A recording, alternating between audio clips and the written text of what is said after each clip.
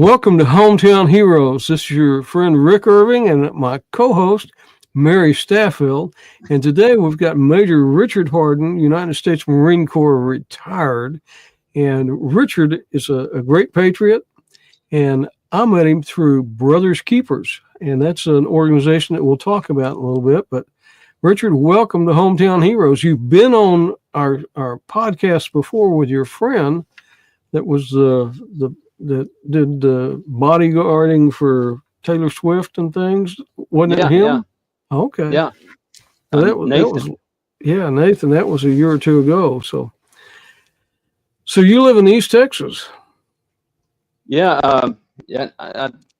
When you told me about, logging on tonight, I was prepared to talk about something. I thought we were going to talk about another topic, I guess, which we'll talk about later. And you kind of ambushed me on, it's supposed to be about me because I'm probably the least interesting person that anybody knows.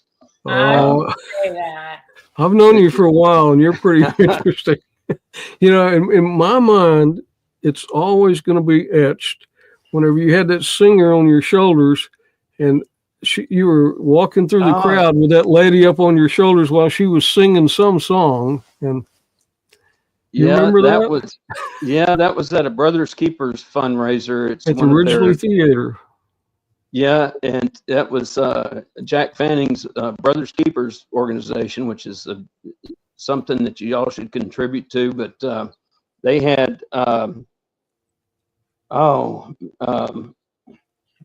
the Top Gun, now I can't think of her name, but the Top Gun movie, she sings Take My Breath Away, which is, the big love anthem thing for the movie, and it was a huge hit. And while they were rehearsing and everything, she asked me if I could come to the stage during that part of the show, and she was going to get on my shoulders and ride around on my shoulders through the crowd while I was like, yeah, because even though it's some however many years on since that was a hit, she is still just beautiful. And I was all about that. So I wish there had been more good pictures of that. I don't even know if I got a picture of that. That was a long time ago. Yeah. That was a good memory. I've been fortunate in my life, growing up poor, and I've got a Grammy Award-winning songwriter riding on my shoulders at some point in my life. I guess that is something I'm a success now. Yeah, you made it to the big time. Where'd you grow up? Well, I didn't grow up yet, but I was in my younger days as a kid. I was in Tyler, and I'm still working on the growing up part. So you're from Texas? Yes, Tyler's. I was born in Palestine. We moved up here, up north to Tyler when I was about 3, and so all my high school and junior college years were right here in Tyler. Okay. So didn't Earl Campbell play for Tyler? Yeah, he was 4 years ahead of me, and when he was playing in high school ball, he should have been playing pro because he just drug players down the field, and it was of course he was already famous before he went to University of Texas here, and once he got noticed, as soon as he made the first game, people started all around the country started noticing him, and he became famous, and everybody in Tyler was his cousin then, and including all the white guys and girls. Yeah, that's my cousin. So, and the thing about it is, he's one of the nicest people you'll ever meet. I remember back in the around 1980ish, something like that. He was a representative for Skoll dipping tobacco, and there's one night when it's one of those nights when the raindrops are this big around, and it's just coming down, and I saw his van pulled up in a closed gas station, so I pulled up there to see what's going on, and on the other side of the van, he was changing an old couple's tire in the rain while they were sitting in the car. So I got out and helped him, but he was nearly finished anyway. But that's the kind of guy he is, who get out in the rain and change a tire for people he doesn't even know. He still lives around the Tyler area? Do you know if he still lives there? I know he bought a lot of property up where they lived in North Tyler, and I think he lives down in Austin. And his son Tyler is his son's first name is Tyler. He's kind of runs his program. Like if you want to get a signed football, Tyler's the one you go through to get that. But I think he's down in the Austin area. Great guy. He's a great football player. Yeah. Because he went from University of Texas to Houston, correct? Yeah. And I thought he was underused there, and underused and overplayed. I mean, underused in the grand scheme of being in professional football. I think he should have been with a better team with better, protection. But so it goes. Poor old guy. I mean, Bum Phillips wore him out. Yeah. It's hard for him to get around now. So how did you get from Tyler to the United States Marine Corps? Well, mate, I've always, I grew up in I was born in 1960, so I went through all those 1960 years, and it seemed to me, it seemed that that everybody was patriotic, at least where I came from, and my dad had joined the Army in 1934. He was a lot older than me. Of course, he's my dad, so he has to be older. But he was born in 1912, so he was, I think, 47 or so when I was born. But he when he was 5, his dad died, and so he was left with his older brother and mother, and they had to work in homes. She did cleaning and laundry, and he and his brother at 5, and on up, they picked cotton and worked every day. Didn't have shoes. This was 1917 and on. And I remember him telling me probably around 1925, he was riding. He claims to have done everything. He's a hobo. He was a moonshiner. But what he did as far as moonshining, he would ride in a Model T, and they'd drive down the fence line, and they see a rag hanging on the fence. They'd stop. He'd grab one of the mason jars from underneath the seat, run over there, set the mason jar down, pick up take the flag, the piece of cloth off, and put it in the mason jar, and take the old empty one back with him, and they'd take off. So that's how he's moonshining. And so in about 1934, he enlisted in the Army, and went to the machine gun regiment down at Fort Sam Houston. He was in a movie. They used a bunch of them to make a movie called West Point of the Air with Wallace Berry in it, who was he was like Patrick Swayze, whoever was the hot at the time. That was Wallace Berry at that time. So they made that movie, and they were supposed to be shooting at him. And in 1936, they found out he was a farm boy and knew how to ride horses. So he transferred to the mounted cavalry from 36 to 39 or 40. And so he was in the mounted cavalry, he was in the 7th Cavalry, mounted, riding horseback maneuvers on Fort McCavitt, Fort Davis, trying to remember those other, Balmorhea.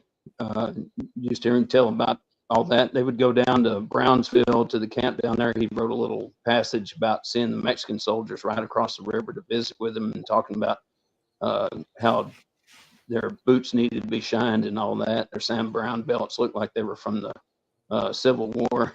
So he's quite a character. But then he went to be a mechanic, and became an aviation mechanic, and eventually was a crew chief on C-47s. He was at Pearl Harbor when that was attacked, at Schofield Barracks, Hickam Field, and witnessed all that. And then he spent the rest of his time in the Pacific in Kwajalein. And at Guam, after the war, he was in charge of building that runway on Guam, which is still used today. It's the same. He said that concrete is 6 feet thick. and he was the NCOIC in charge of building the runway at Guam. So it's kind of cool when I talk to people who've been to Guam. I can tell them, yeah, my dad built that runway you landed on, and it still hasn't tipped over. Oddly, as that congressman said it's supposed to. But then after the war, he went in 47. He became plank holder in the U.S. Air Force, and then immediately when Strategic Air Command started, he was a plank holder in that. So he was in SAC and worked on B-29s and B-36s out at Carswell at Fort Worth, which we're all familiar with here. Wow. So he retired in 1957 before I was born. So he retired from the Army in 57.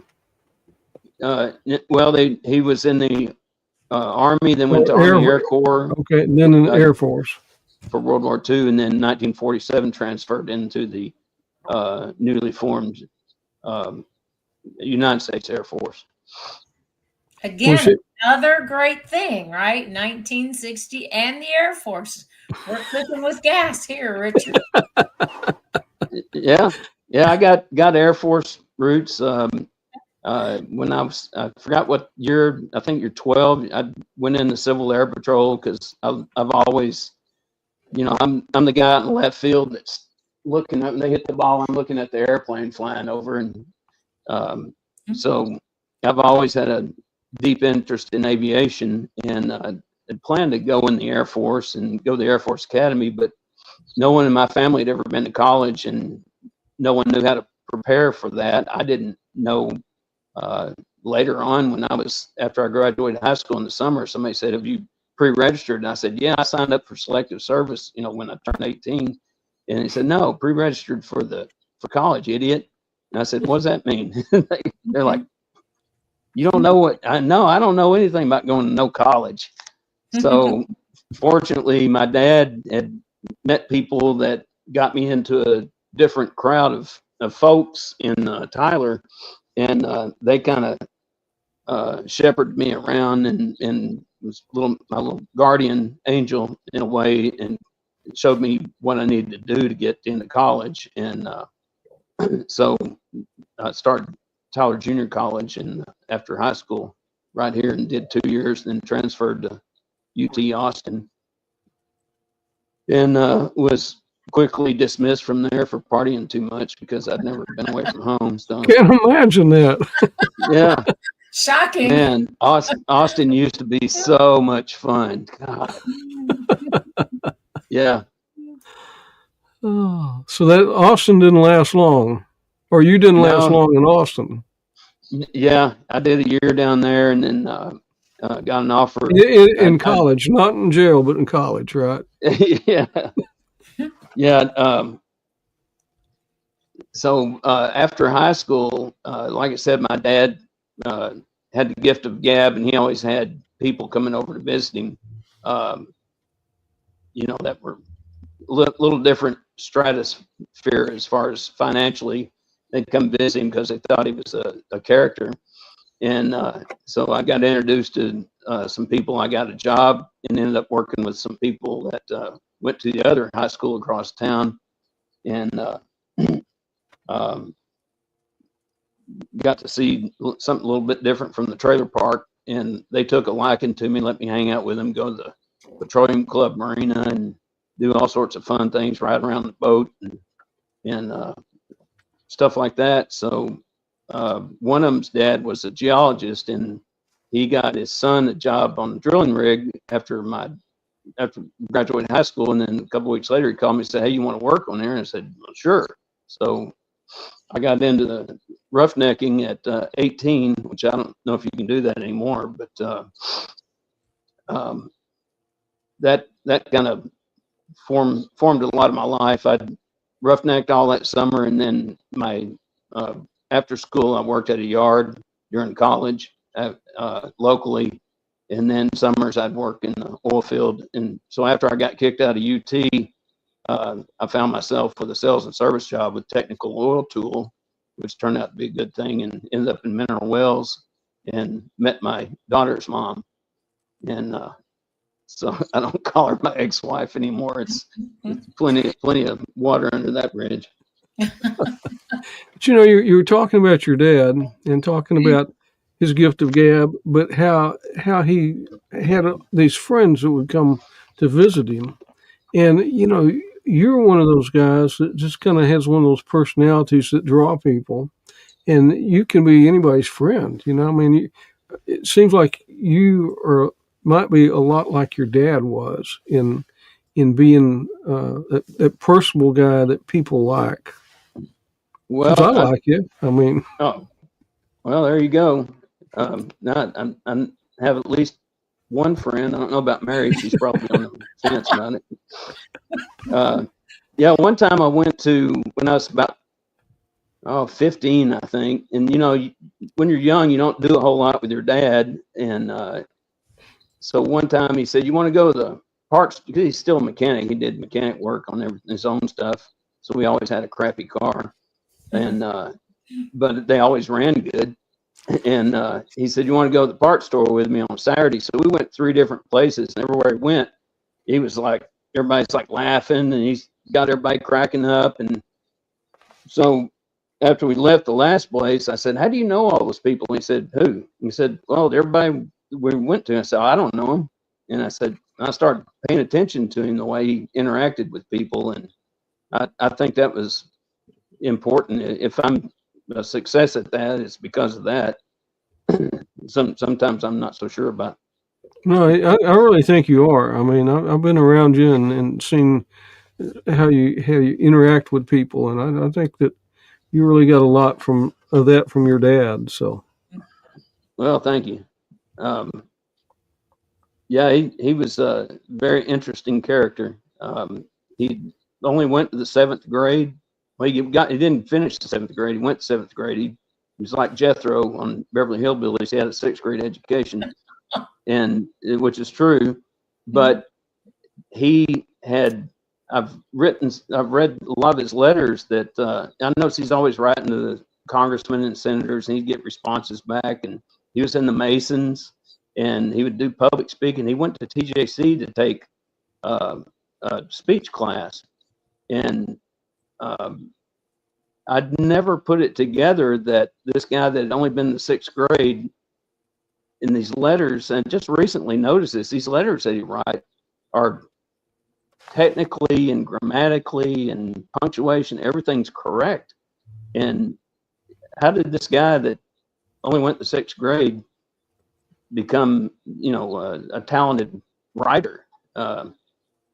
And I never realized that until recently. And when I started going through some of the things he'd written, it's pretty interesting. Yeah, it is. And, he's self-taught, and then he had a desire to go take speech classes so he could convey, his stories to other people. Yeah. One of the things that he, like I said, he's a crew chief on the C-47. At some point, there was the pre-flight inspection process, and you had to inspect, I think it's a fire extinguisher bottle. And to do that, you had to do some disassembly, and it was time consuming. And so he developed a different way to do it. And it's right under from what I can tell from the photograph, and what I remember him telling me, he developed an access panel right under the flight deck from the exterior that you could inspect that fire bottle without going through all the rigmarole of what it previously needed. And he got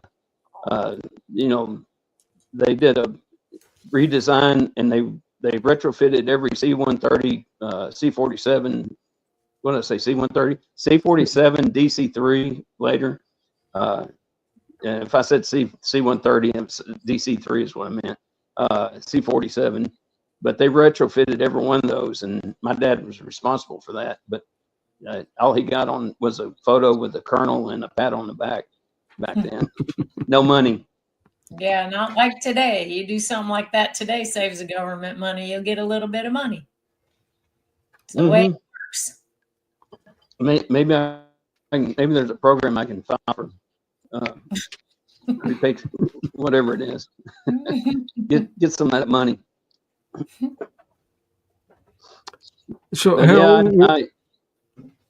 But yeah, that's kind of the gist of my patriotic background. My oldest brother joined the Army when I was, he did a couple semesters at TJC and then joined the Army in '67 when I was 7, and was medic in the Army. Went over to Japan and received all the busted up guys from Vietnam. And his 2 sons are named after guys that he took care of for a long time, and they ended up passing while they're in Japan. And Lance and Troy, and they're named after deceased Army guys. And my next oldest brother joined the Marine Corps in '69 at the age of 17, and then he had to wait a month until he turned 18 after boot camp and ITR infantry training to go to Vietnam. So he had to tread water, and then they sent him over there right after he turned 18. And he ended up, I don't know exactly what happened, but when he came back, he was a total mess. He wasn't physically injured, but I know he did combat time, and he just he couldn't live on his own, so he's basically been a ward of the VA, and he passed away a couple of years ago. But he was never able to live out on his own. He had to. So that, that's kind of sad for my mom especially. And but yeah, I mean, it didn't affect my perception of the military. I still wanted to be in the military, and initially thought about going to the Air Force, and they wouldn't let me be a pilot because I didn't have a degree. And I said, well, I wasn't sure what I wanted to do. I was married at the time. We went to see her parents in Mineral Wells. On the way back, I saw a billboard with a guy in the dress blues, and I was thinking, like, yeah, that looks hot. pretty much every Marine makes that decision based on that. Yeah. And so I'd look good in that. And of course, you got that whole thing, if everybody that you knew that was a Marine, now you're afraid of them, even if they were 145 pounds. And so I was thinking, yeah, I'm going to do that. And after I saw it, I said, what do you think about me going in the Marine Corps? She said, don't you dare. And naturally, the first thing I did next morning was sneak off to the recruiter. That was a challenge. Oh, yeah. Challenge accepted. Yeah. That's what Richard said. Oh. So initially, of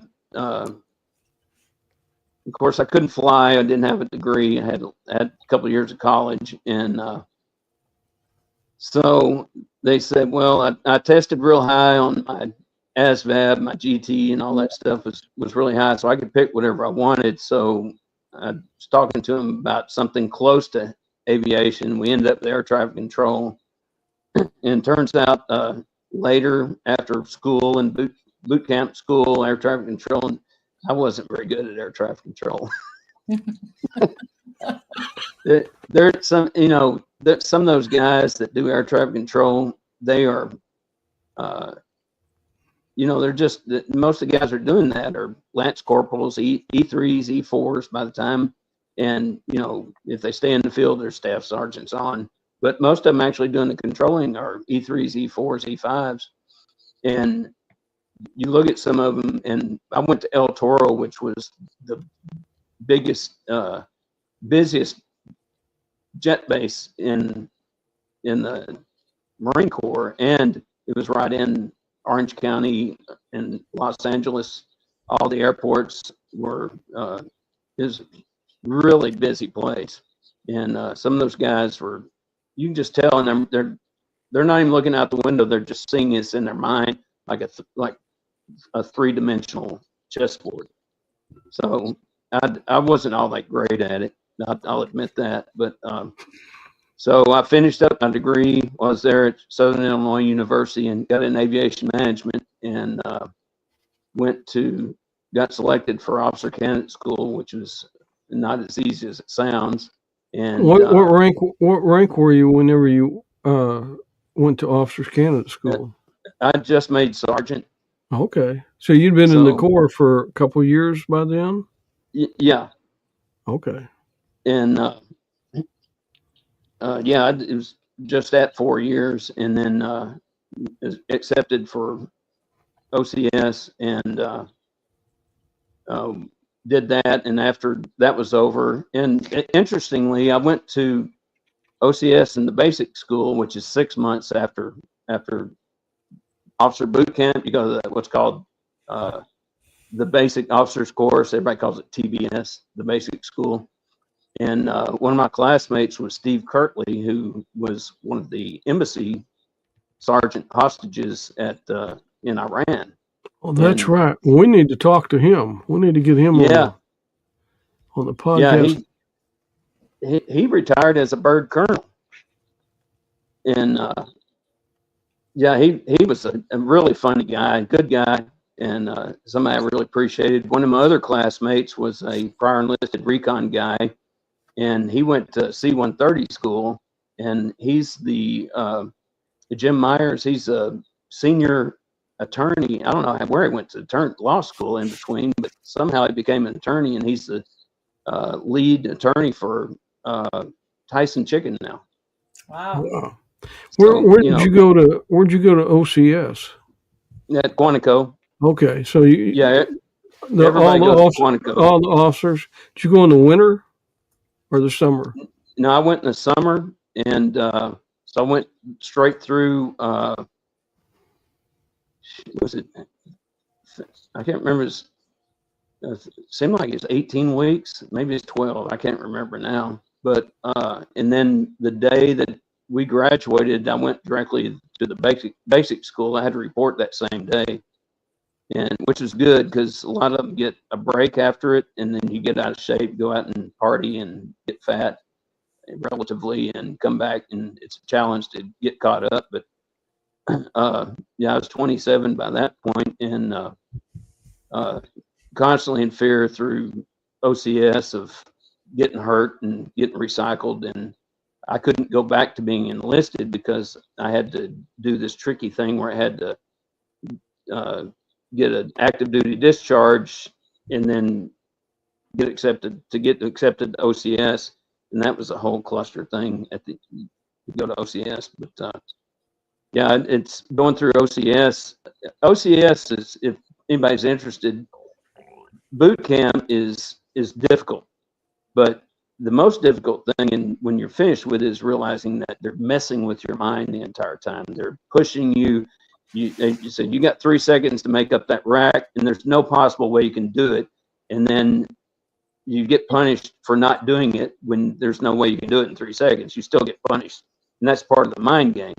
In officer candidate school, there's a little bit of that, and eventually, and real soon, it starts slacking off, and you'll even get a weekend off.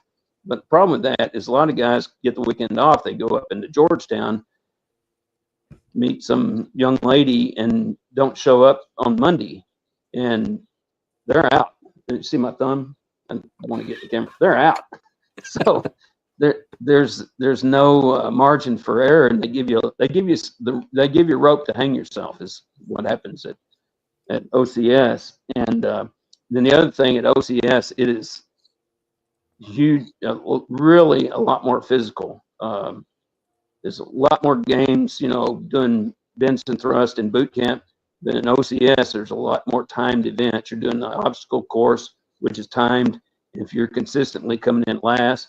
And then one guy that was built like Schwarzenegger, we were doing this something like the fartlek course, where you're doing Benson thrust, you can go to another station, you have to do sit-ups, you have to do something else. Well, I noticed that these staff sergeants kept hovering around my area, and this guy that was in my little group going through this, all of a sudden they said, "Get up," and they left.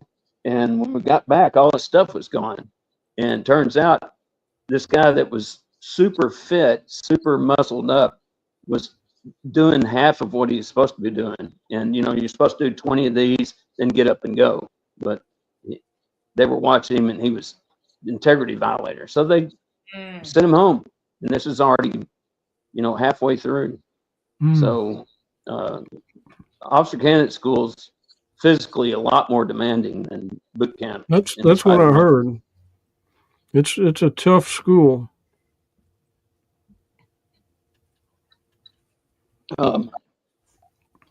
So anyway, I'd get on Bratches and Seagulls. Where are we now? You just got out of officer candidate school and basic school. Yeah, I was trying to think of some interesting stuff about that. While we were standing in formation in front of the barracks, we were in the barracks that's along the river. I don't know if they still use it now, but we heard this weird sound and everybody broke formation and looked because it was hellacious noise coming down the river, and it was the Osprey in its prototype phase flying down the river. And we were, everybody's like twisting their head around. We're supposed to be at attention, but after it flew by and they said, all right, lock it up. So yeah, that was pretty interesting. And that shows you how old I am. And yeah, I remember when I was enlisted at El Toro in the tower, and the first squadron, the F-18s flew in, and we were still running F-4s back then, the RF-4s, recon F-4s. God, those are beautiful to hear flying. So, am I still with you? Yeah. Still with us. You're still I took here. my glasses off so I look good. Oh, so after you get out of basic, and what was your duty like after that? What did you specialize in something? I elected to go to air defense control because I thought I was probably better at running the airplanes into each other than I was keeping them apart. And I was marginally better at that. That was a difficult time. I went to Yuma, and they didn't have a lot of money for flights to do training. And so essentially, air defense is, in this part of air defense, is ground control intercept. So you sit at a radar screen out in the field, out in the desert, or wherever remotely, and you set up a radar, and you sit in front of a radar scope, and you tell the pilots where the bad guys are until they get close enough they can lock on with their nose, the radar that's in the nose of their aircraft. And then once they blow through or past the guy, you have to tell them which way, snap left, right, turn around and take up this heading so you can see where that guy is, and you tell them what he's doing. So that is also challenging and fun when you had time to train, but there's a lot of, it wasn't a lot of funds at the time to spend on flying the jets to do that. And so went through that, went to Desert Storm. Here's the interesting thing. One of the sergeants that was in this environment, knowledge is power. So you might be a lieutenant, but if you're new and you don't know the job, then you're kind of like, so what? And one of the sergeants, who was like super proficient, he knew everything, and I mean, really did. I'm not bloviating here, but he knew all the ins and outs of the job, super proficient. And but along with that comes a little attitude. And man, he would piss us off because he would be really smart alecky with us, and he'd get away with it because he knew the job better than we did. But now he's a good friend of mine, and he flies commercial for like ATA, flies 747s, flies that big huge super guppy 747. It's like they put rockets and stuff in it, one that looks like it couldn't possibly fly. And he flies all over the world doing that stuff, and he's transported troops over to Afghanistan, and he's also a aerobatic pilot, Robbie Gibbs, Sergeant Gibbs. Yeah, Now he's Robbie Gibbs, and yeah, he went to South Africa and Europe, flying. He has his own aerobatic plane and participated with the U.S. team in a lot of competition. My goodness. But yeah, so I did that, and then after we did Desert Storm, and I was up near just south of Kofji when that was attacked, and one of my good buddies now, who I got to try to think of how much I can say about him, because he worked recently. He's retiring now, but he worked recently for an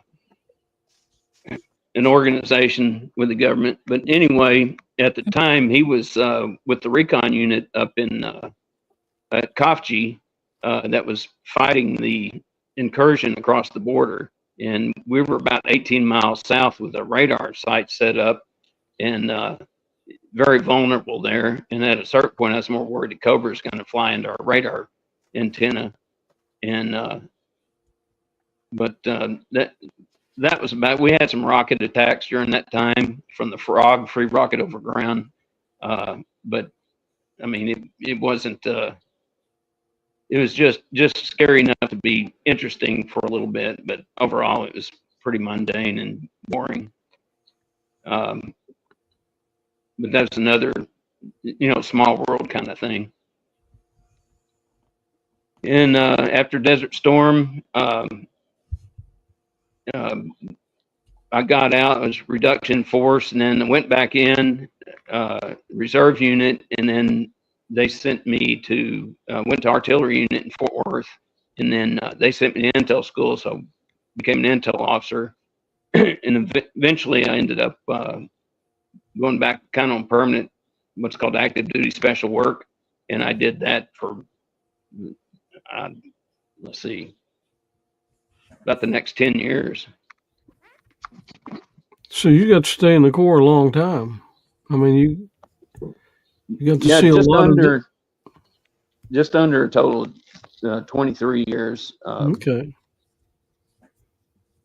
So did you get deployed after that? I mean, your job did it take you different places in the world, or?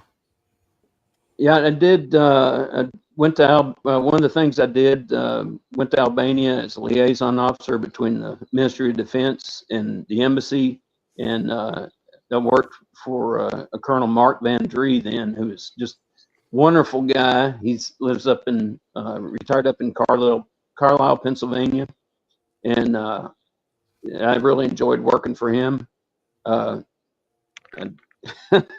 One night he had to ask the ambassador if he needed to send me home, because I went with our there's only 4 of us in this team, and we had armored Humvee. I had to go to hard car school in Stuttgart, take a special operations concealed carry. We carried guns in civilian clothes and on duty, which is unusual for active duty people.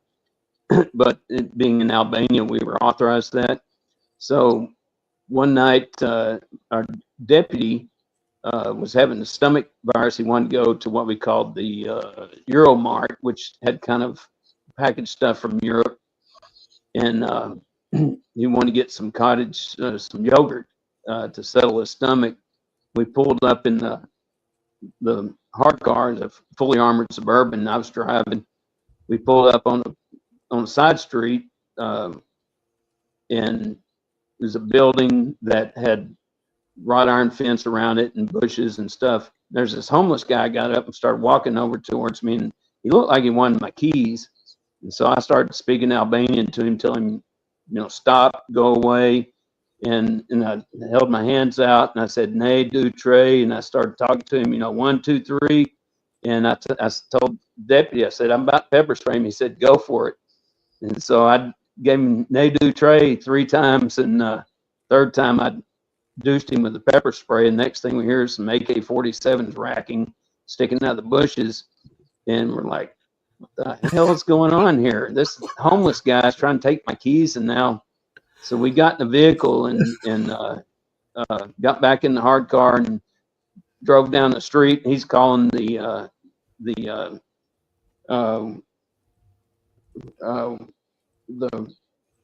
I can't remember, it's a RAS or the regional security officer, RSO, regional security officer, and saying, hey, we got guns pulled on us. We're down out of range. We're in the hard car. We're okay. And so next thing it turns out, that guy that was a homeless guy, he was a counter surveillance guy. And he was watching for people who were supposed, but the thing about when you do counter surveillance, you're supposed to let somebody else know, hey, there's some guys here not supposed to be here. And somebody else comes out, but the guy blew his cover and approached us. But his body language was telling me, I want your keys to your car, which was one of the big threats in Albania, this stolen cars. The German ambassador was telling, I was with the American ambassador at the bar one time, and the German ambassador said, we're going to have a new tourism video for Albania on German TV. And it's going to be like, the guy's going to be looking at the camera and he's going to go, come to Albania. Your car is already here. Because, Albanians go to Germany and steal cars, and you'd see new Mercedes in Albania all the time. But, so, yeah, Albania was a lot of fun. I think that was a great duty. And Colonel Vendry, I called him. He got, made sure he knew what was going on. And Ambassador Joseph Limprek, who was a really good guy, he ended up having a heart attack before he left there. He loved Albania. But he said, well, do we need to send him home? And he said, no, I don't think so. So, and then the next day, they said the chief of national security wants to see you. So I went down to their headquarters, and as I'm walking by, I looked, there's a young guy with a shaved face standing at attention next to the door, and I looked at him, and I was thinking, I think that's him. So I walked inside, and they said, what do you want us to do with him? And I said, what do you mean? He said, what do you want us to do? That's him standing outside. I said, oh, I don't want you to do anything to him. I was afraid, because, that's one of those countries where they beat their people for, the most minor indiscretions. And I was like, don't do anything. He's suffered enough, and I was really worried about that, for the kid. But, that's one of those things where you really get a grip on the difference in countries like that and their justice system. At least here, the justice that you can get here, you don't get physically beaten, although you might get morally beaten down. You didn't wear a uniform there, did you? Did you wear a Marine uniform? Did you? Yeah, we worked had an office in the Ministry of Defense right over the front door, and looking down from the second floor. And yeah, we were in uniform all the time, and we'd put our we'd go out in the country and got to tour SA-2 missile sites that had never been seen before. Well, I imagine somebody had seen them until people had probably already been over there. But yeah, it was pretty interesting. We got to go and shoot AK-47 shot until we got bored. They were always wanting to, and then that was followed by drinking some Albanian moonshine. Everything involved that. But that's kind of like the Russian way of doing things. Yeah, we must drink now. Yeah, well, we deployed to Romania in 2019 with some F-16s, and as soon as you got to to where you were being lodged, they came out with a tray of shots. I don't know what it was. I don't drink shots, so I didn't drink it. A lot of the guys did, and they were like, one was all they needed because it was pretty strong stuff. Yeah, the first day I arrived, and then got all my stuff in. The next day, Colonel Vendry and Chuck, I can't think of his name right now because he left a few months after I arrived. We all went to that SA-2 site, And as soon as we got there, we went in this little concrete room that's probably 10 by 10, and little stiff wooden chairs and a little table looked like from the 1920s, and a bare light bulb hanging down by a single wire. I mean, something out of a movie. And first thing they did is they have one of their guys, you know, they're all in camouflage uniforms, and we're wearing our Charlies, which is our green pants and tan shirts and the ribbons and stuff. He walks out a little silver tray of, you know, demi-tasse size, whatever you call them, little shot glasses. And, you know, so yeah, that was exactly what you're saying. When you were in Romania, did they still have the problem with wild dogs? I don't remember it being a problem. I mean, you'd see them around a lot, but I don't remember them having any problems where they were affecting what we were doing. Yeah, so it must have solved it, but I had a counterpart, the guy that's doing the same thing, the same program I was with. It's called Partnership for Peace, and he was a major also, and he was assigned to Romania, and we came back at one point for some kind of briefing or something back to Stuttgart, and I got to hang out with him. He told me about he would go running, and there'd be dogs, packs of wild dogs all the time.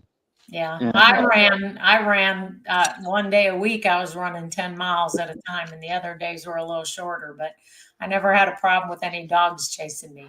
There's a lot of hills. That was the hilliest place I ever ran, but it was yeah, I didn't have any problem with dogs. So yeah, this was 99, 2000, so hopefully they got some of that squared away. What did you do after Albania?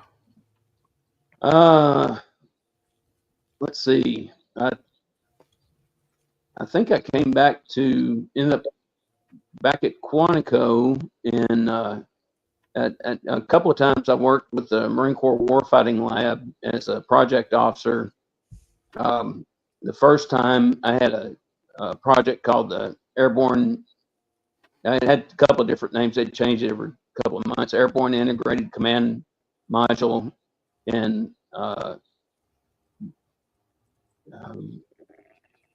essentially they were trying to take the technology wasn't really developed at the time, but they were using 802.11, which is what we use all the time now to connect your headphones to your connect your cell phone to your TV, for example, or download stuff, and data links, Tattle A, Tattle B, and Wi-Fi and everything else, and put it in a hardware suite that goes into a Huey.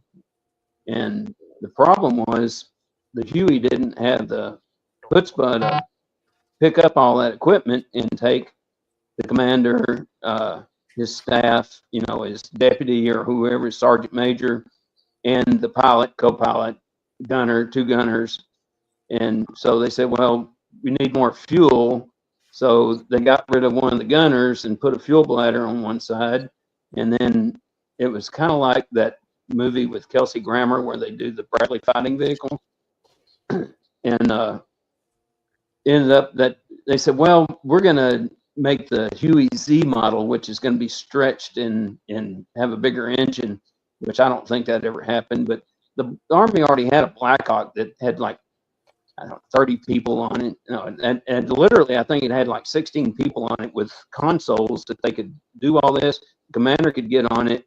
He could come out of his COC, Combat Operations Center, and when they landed, they would transfer all the battlefield data and imagery, maps and everything into the suite in the helicopter. He'd walk out there, get in it, and fly him to wherever he wants. While he's in the air, he can still look on his laptop and see the battlefield situation and keep abreast of it and communicate and, you know, command. But that wasn't going to happen with this system, but I still had to manage the time schedule on it, make sure. Interesting connection for that one is the guy that was the what do you call it when you retire and become a consultant. A consultant, I guess. The consultant for that, I'd go up to the Naval Research Lab and work with those guys and up the Pax River. And the guy that was the consultant was General Chuck Pittman. And he was a consultant? Yeah. And we'd go and I'd have lunch with him. Sometimes I have dinner with him, and we'd have a couple of cocktails and stuff. And he's just Chuck. And all Chucky that time, is what they call him. yeah, all that time I got his coin, probably around there somewhere. I'd flash it up here, but all this time it wasn't till I'd already retired when I realized he was the guy that stole the H-46 and flew it to New Orleans and flew up there and had the guys on it, snipers, and killed the New Orleans sniper. And they were going to the Marine Corps was going to try to court-martial him or punish him. And one of the senators or governors, congressman or senator, got involved, and they changed the law or something. Yeah, I think he got an air medal or something, or probably a pat on the back like my dad. The way the Marine Corps works. But how did you come and see him a lot after you retired? Whenever you moved to Fort Worth, did you see him after that? I may have seen him, but I don't recall that. Yeah, because he lived not far from Mitchell Bell. I don't know if you know Mitchell Bell, Taco Bell, but Taco took care of him a lot, and took him around and did things with him. Oh, yeah. He was a heck of a guy. Yeah, when that would have been right around before September 11th, and after, right in that time frame, because I was working there when all that happened. But oh man, he was a great guy, a lot of fun. Well, after you got out of the Marines, is that when you started in the security business, or were you doing some kind of security stuff before you got out of the Marines? Well, I was always the rear area security officer after I became a lieutenant. Initially, not by choice, it's just because I was the junior guy, but I really liked it. And you'd have to set up have your reaction team and all that stuff. And back then nobody took it all seriously because nobody thought there's so much peacetime breaking out everywhere. We didn't ever thought we were going to do anything. But and also when I was enlisted, I'd worked for a company called California Plant Protection, which was the 500-pound gorilla like Pinkerton. And I did that part-time to make extra money because you don't make much when you're enlisted, as you recall. And so I was doing that, and they were sending me out to places, this country boy, I didn't know anything. They were sending me out to Garden Grove, West Covina, East LA, Compton. Oof. I was going out to jobs out there with unarmed back then. And I remember one time I was working this bank that they had built, and it had a multi-level parking garage, and these 6 kids come strolling through there. I'm on like the second level, and I get out and said, "Hey, y'all need to move on." And they just looked at me and they just kept moving on. They must have thought, that's a crazy white kid right there. We ain't messing with him. And I had no clue. I was in, Crips and, Bloods country. Didn't know anything about it at the time. But, I started doing, that was kind of initiation into that. And then, as an officer, I always, I did all the training for, like when we had shoots, had to do, and also I was a shooting coach, even when I was enlisted. So I did that. And then I was always involved in the security operations of any exercise we did.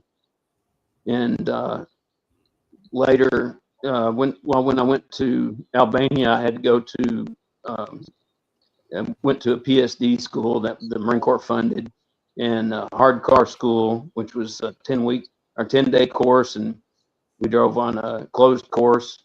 Nobody showed up late for that because it was a lot of fun. And of course, the concealed carry shooting course from SOCOM, and then later I went to another Marine Corps funded PSD course, which is personal security detail. So you learn how to set your box formation around the principal guy and to escort him in and out from the vehicle to a building, etc. And if there's some kind of conflict, what to do, get him to the car, and all that kind of stuff. So all that experience helped you after you got out to do security work. Yeah. I didn't realize how much free training I got from the Marine Corps. And when I was in Albania, one of my jobs as the operations officers, every team that came in, we had traveling contact teams that came in from the States every week. Sometimes we'd have two. And I would go to the airport in the hard car. Sometimes if there was more than three, we'd bring two of them. And I would get them. We'd do our security brief for the country. And then I would escort them around the country, driving them and being their armed guard. Because, like I said, I was allowed to be armed then in country and in uniform.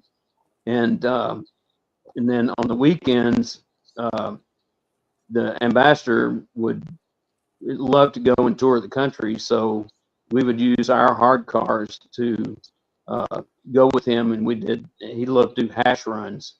And I won't go into what Hash House Harriers is, but he'd go to different places, and the whole group would run together as a group. And so we did armed protection for him with that. And then occasionally his wife she would just wander around, and sometimes we'd have to go. Somebody'd say, "Hey, I just saw Nancy walking down Ruga," which is named for a street, and so we'd go down there, and she'd try to refuse to get in, so we'd end up trying to convince her to get in. But yeah, we did that was a daily thing, and daily driving, and that was very beneficial to understanding how to do security in a lot of different environments, personal security. And you've done personal security work, but you're doing another kind of security work now, aren't you? Yeah, I do. Well, it's all kind of it crosses over. Recently I've done some security work for I ran, it's kind of overcome by events at this point, so I can mention this one, but I ran the daytime security team for Kanye West Ranch up in Cody, Wyoming for a while. And they had a nighttime security team as well. And I had a total of 8 per shift. And that was cool because each of us had a ranch vehicle that Kanye provided, which was a Ford Raptor. So, Gosh, tough. Yeah. And then he had a whole fleet had 40 Sherps, which you'll have to look that up, but it looks like a aluminum box on tractor tires, and they're a tiny little vehicle, but you get in it and you drive it. It's like a tank with tires. And so we had the guy that owns the dealership or the authorization to sell Sherps in North America came in from Canada to give us all driver's training on that. And you were probably well armed too. I mean, you didn't just have a sidearm. Yeah, well, we took our personal stuff, and you take whatever's allowed. Wyoming has a different kind of laws regulating. If you're a property owner, you can hire your own people. Texas is having a security license here is pretty complicated. California is almost impossible to, I don't even bother with working in California, although I did go there and work for the Super Bowl year before last. We had the Lombardi Trophy there, but we weren't armed. but it was, you know, you just have to get the compensation of financial compensation to outweigh the, you know, not being armed. So plus it was fun. I've got another company that's talking to me, and I work with Gary Brugman a lot. He's a good buddy of mine. He's out on this job with me right now, and talking to me and Sheriff Hilario Cantu's another good friend. He's a retired sheriff from Kimball County. We work a lot together on different places. We've been to Rolling Fork, Mississippi, Jackson, Mississippi, a totally different job. But this other company is talking to the three of us about working the Super Bowl in New Orleans. So we'll see how that rolls out. I'm not sure if I want to go down there. Yeah. Hang on a second. I need to plug in some power. Well, tell us while you're plugging that in about the people you're trying to help, the Afghan people. Yeah, I hope you still got an audience now, but a few years ago, I was right after, well, not long after the Abbey Gate explosion. I heard about an Afghan sergeant major that I can't remember how I got introduced to him, but Christian Amanpour, one of the better things I've seen her do. I'm not a big fan of hers, but she did a great job on this. Interviewed a Army Master Sergeant, U.S. Army Master Sergeant, and this Afghan Sergeant Major, and told the story about getting him and his family out of there. And so I tried to help a little bit and get some money to him and try to get him a vehicle, but the vehicle thing kind of fell through, but I still provide him a little bit of money to help get the other one through some contributions, donations. He lived in Pennsylvania? Is that where he was? Yeah, he's up in Pennsylvania. They put him up in there. He's doing good now, but he called me Saturday morning, or Friday or Saturday, and said, "Hey, I have someone I know that just got in the States, and could you call him and just check on him?"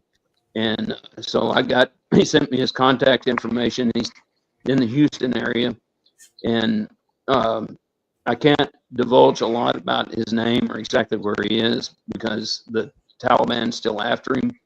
And I spoke this morning with the American guy that helped him get out, and he's visiting yesterday and today, and he said that, yeah, we've got to be real careful about how much information we get out because he's still got a price on his head. But because we still have people that are working to help those people get out and get to safety. Sadly, we do. And this guy, circuitous route, ended up in Pakistan for a long time before they could get him let me back up. The organization was looking for him. This one organization, no one left behind. And I haven't talked to all the characters, and I'm kind of put this together, so I could be a little bit wrong, but organization called No One Left Behind was already looking for him to try to contact him, or had been talking to him, and was trying to get in touch with him to get him extracted. And they're going in, either getting them to close to the Pakistan border and going and snatching them, or getting them into Pakistan and then hiding them and then getting them their passports and visas to go in the U.S. Best of my knowledge I just started working on this, but all I'm doing is helping him get some money and get some contacts in the area. I didn't have anything to do with him getting him out, just to be clear. But he at some point he had gone to Pakistan. I don't know if it was because he had contact with them and they were going to meet up with him and do some coordination to get his family out. His family's still in Kabul, as I understand. He got to Pakistan and Pakistanis arrested him and put him in prison for 2 months. And then all of a sudden, hey, you got somebody here for you. And it was the No One Left Behind group. And they got him out. And best he knows, they paid him. You know, they just said, how much money do you want us to give you to turn around and let him walk out? That's the way that's still working over there. Yeah. After they got him out, something happened where they got the rest of his family from Kabul to Pakistan. From that point, they're on Pakistan, but they're still in danger. So they had to hide out. And he said every day, every time I would leave to go to the market or whatever, I'd have to hide my face. Sometimes I would let my beard grow out, and then I'd get it out, and then I'd shave, so I had a different look. And so this went on for several months until an organization called Mission 13, which I'm not familiar with them, but from the name of the organization, sounds like it's named after the 13 that were killed at the Abbey Gate. They organized getting them passports and visas to get out of the country. After so many months, they ended up in Qatar. I can't remember how long they were there.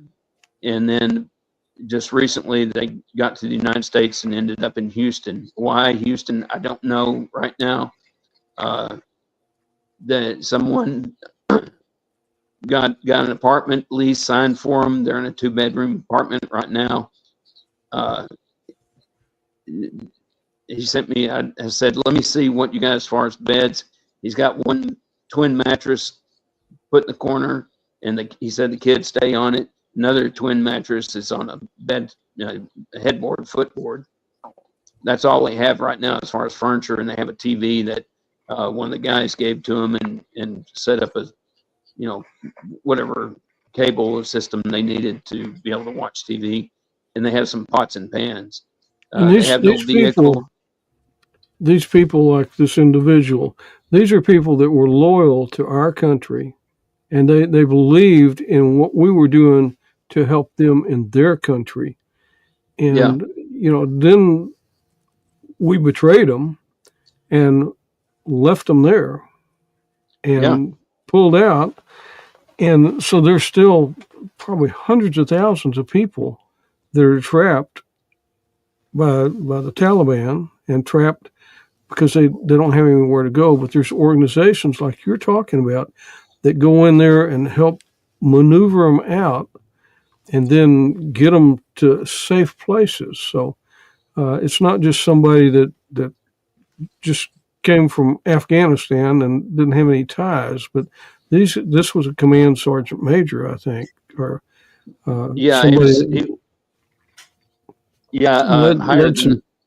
higher than that actually, but over, I guess what were there 20 years? So he's I mean, it'd be safe to say he's probably killed more Taliban than Raytheon.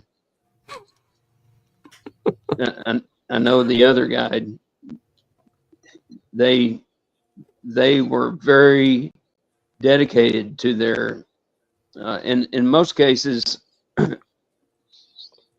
like they have these embedded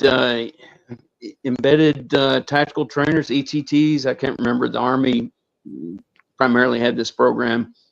These Army guys who were specialists, usually an officer and a senior enlisted guy, would embed with the Afghan forces and provide communications capability, because they could talk to the Apaches and Cobras or whoever's responding, the A-10s, and kind of serve as a combat controller, forward air controller, or provide control and be able to talk with and support the Afghan soldiers. And they were fighting. They weren't a bunch of cowards like some people might think. I know that video of everybody, them trying to do jumping jacks in Iraq, you know, it's hilarious. But as far as these guys fighting, they were brutal, and they took it to the Taliban, and they have to be very proud of what they did, and everybody that worked with them was very proud to work with them. And you're trying to raise some funds now to help them. Yeah. Get maybe a vehicle and some other things. So, Yeah.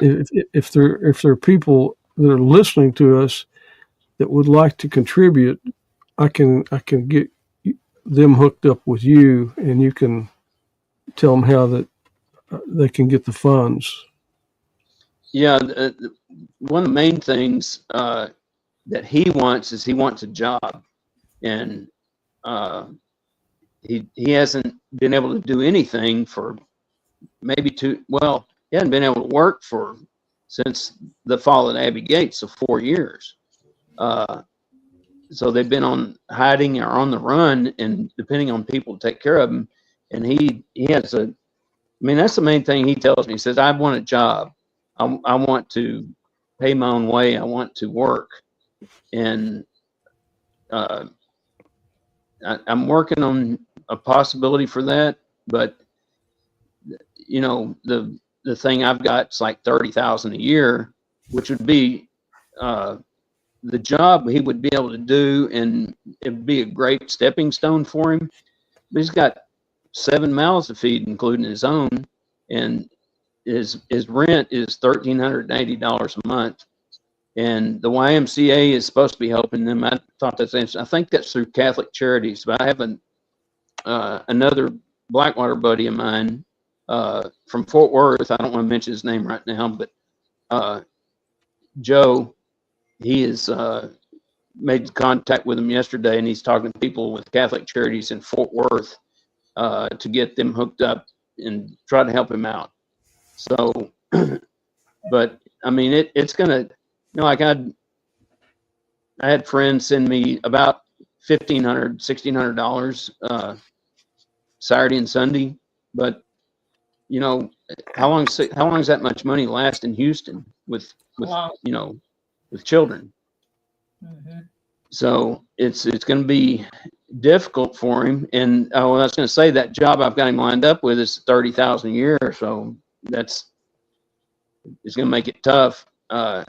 One of the things I was trying to get some of my car dealership friends to hook me up with a used minivan or a Suburban.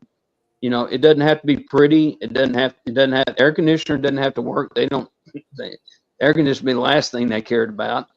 But I mean, it'd be nice if it did. But if it's functional, it starts and is fairly dependable.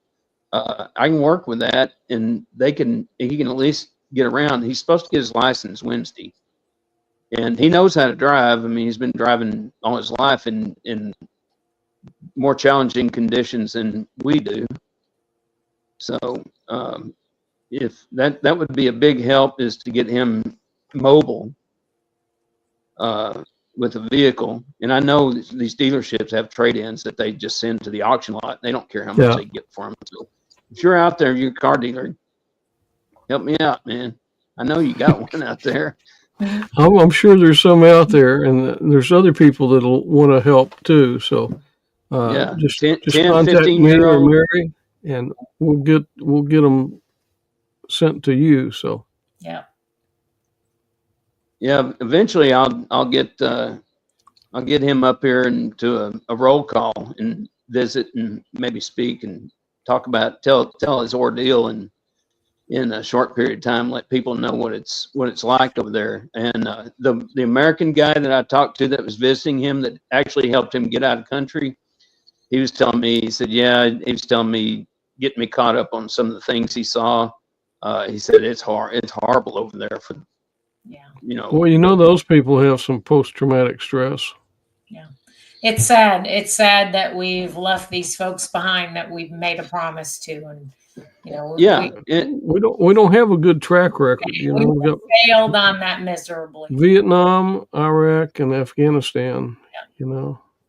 Well, he has told me, and I've had other Afghans tell me, the people that when that push went out to get everybody out, everybody's mad rushing the aircraft and the terminals. He said at least half of the people that got out of the country did nothing for the U.S. and they're probably Taliban. Yeah. And thank you, Joe Biden, for Yeah, what a blunder. and the chief of staff and all those. No, I'll try to hold my tongue, but all those guys wearing the stars that were in charge. Yeah, that's Obama's army. Well, Richard, we're gonna have to. After that, you're feeling, we need to get rid of this guy. We're gonna have the feds knocking on our door. I think they are. Yeah, the feds don't. Somebody said, "Oh, just wait until the SWAT team comes and knocks on your door." Well, they don't knock; they just come on in. So they just knock the door down. The feds, for us, they wouldn't knock; they would just come on in, probably. But I hope they don't find out I got a pet raccoon and squirrel in here. Oh my goodness, we've enjoyed learning more about you, and thank you, because you've lined us up with some of your friends that certainly have great stories too. And like I said, you're a great guy, and I can tell that you get a lot of that from your dad. So you're a great patriot, and you do a lot of stuff for organizations like Brothers Keepers and helping people that Mary and I like to hang out with, and that we like to help too. So it's good to partner with you on different things and make the world a better place to live. Well, and I thank the both of you for. I mean, since I've been back here and the few times I've had time to get over and do roll call events, like got my daughter to come out for the skeet fundraiser with Defender Outdoors, which is a buddy of my buddy Gary Brugman, the owner of that. My daughter came out there and got to hang out with Don Graves and what's the Air Force guy's name? The Air Force guy's name. Yeah, the World War II guy. Who did we have? We had Al Chatwin. He's Navy. Yeah. Al was there. Yeah. And Lacey just thought y'all got to meet Lacey. She just thought she was just in love with Don Graves. Of course, everybody is. He's a player. Yeah, almost 100 years old, and he's always surrounded by women. Yeah, and we will for sure let you know about the birthday parties that he's going to have, so you and Lacey can come to those. Yeah, she would love to come to that. She just sent me a message on Facebook, put a picture of us from that photo and cropped it out. Where it's just she and I, and cropped Don out and said, "Hey, Major, how about a father-daughter day out at the skeet range?" And I was like, "Yeah." She liked that, didn't she? Oh yeah, she's a good shot. I tried to get her to get into 3-gun, and she just didn't have time. They won't take the time to smell the roses. They're too busy working. Yeah. But she's a good shot. She's a natural. But thanks for having me on. And well, you're welcome. Hope I didn't put everybody to sleep. No. We appreciate you so much. And keep those Model A's running. He's got 3 Model A Fords. Woo! And he's buying more. If you've got a Model A to sell, let's just call Richard, because he'll probably buy it. Well, if I wasn't working, I'd go to California and buy this coupe. It's a convertible coupe, and Roadster coupe. Yeah. Drop top, and I don't think I'm gonna be able to get it because I can't get away from work. It cost me too much. It cost me almost as much to leave to go get it as it would to buy it.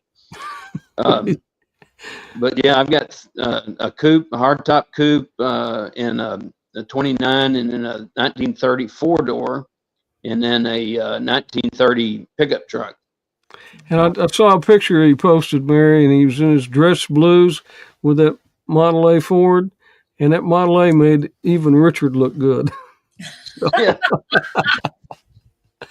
Richard, thanks so much for spending some time with us. And if there's people out there that can help some of our Afghan friends, will just let us know, and we'll get you hooked up with Richard. So we hope to see you soon at Roll Call, and or someplace else. You don't have to just come to Roll Call; you can just come and see us. So yeah. Well, thanks to both of you for what you do. Y'all are a great asset to the veterans, the community of Fort Worth, and just humanity in general. So, well, you are too. Keeping on. It's a good thing we paid him enough for that. Yeah. Well, thank you so much. Checks in the mail, Richard. We'll talk to you soon. In the cell. All right. Cheers, y'all. Mary, another great American, you know. Yeah. And Richard's such a great guy and does so much for so many people. And he's one of those good guys that just can network people and organizations, just like trying to help these Afghans, you know. Yeah. He's just one of those guys that's out there helping all the time. So yeah, a lot of great people out there doing a lot of things, and they're not looking for a lot of publicity or, you know, anyone, you know, they're not looking to be put on a stage or on a awards show or anything. They're doing it because they care. Just flying under the radar, but doing good. So, well, we thank everybody that was part of this Hometown Heroes, and look forward to our next episode. Mary, thank you so much for all you do and for co-hosting Hometown Heroes. Love it, Rick. We're a great team. We'll see you